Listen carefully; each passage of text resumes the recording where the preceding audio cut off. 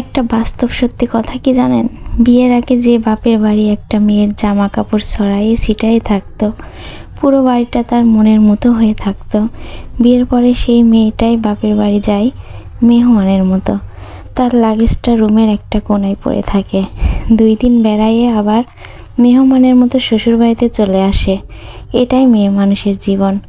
আসলে ছোটোর থেকে যেই মেয়েটা বাবার বাড়িতে বড় হয়েছে, সেখানে গিয়ে সে কোনো কিছুতেই দাবি দেখাতে পারে না, কোনো কথা দাবি করে বলতে পারে না।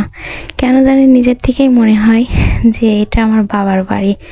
আর তখন মনে হয় যে বাবার বাড়ি মানে একটা পর পর ভাব চলে আসে। আর তারপরে যদি মা থাকে, মা তো অনেকটাই চেষ্টা করে মেয়ে আসলে তাকে ভালোভাবে আপ্যায়ন করার।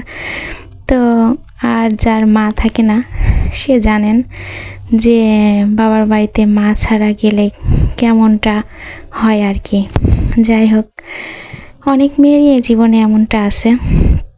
মারা তো আমাদের জন্য অনেক কিছুই চেষ্টা করে। মেয়ে যাওয়ার আগে মা অনেক কিছু তার জন্য রেডি করে রাখে, গুছাইয়ে রেখে দেয় যে আমার মেয়ে আসলে তাকে এইগুলো দেব। অনেক কিছু লুকায়েও রেখে দেয় যে আমার মেয়েকে এইগুলো লুকাইয়ে দেব। আর যখন সেই মানুষটা থাকে না, তখন তার এইগুলোই অনেক মনে পড়ে যে মা এইগুলো করতো।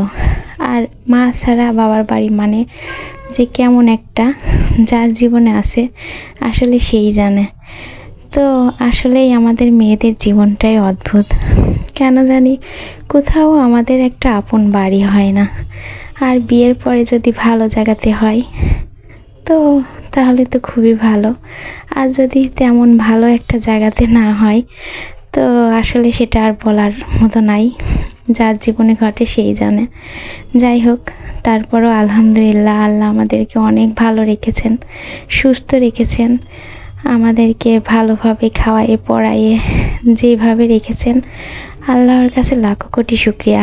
আমাদের চাইতে কত মানুষ কত কষ্টে আছে, কত বিপদের মধ্যে আছে, সেই তুলনায় আল্লাহ আমাদেরকে অনেক ভালো রেখেছেন। তো যাই হোক, অনেক কথাই বলে ফেললাম, অনেক আবেগেই বলে ফেললাম, কারণ এগুলো আমার নিজের অভিজ্ঞতা থেকেই আমি বললাম। তো কেউ অন্যভাবে নেবেন না। আসলে আমাদের মেয়েদের জীবনটাই অদ্ভুত। তো সবাই ভালো থাকবেন, সুস্থ থাকবেন, নিরাপদে থাকবেন, আমাদের জন্য দোয়া করবেন। আল্লাহ হাফেজ সবাইকে।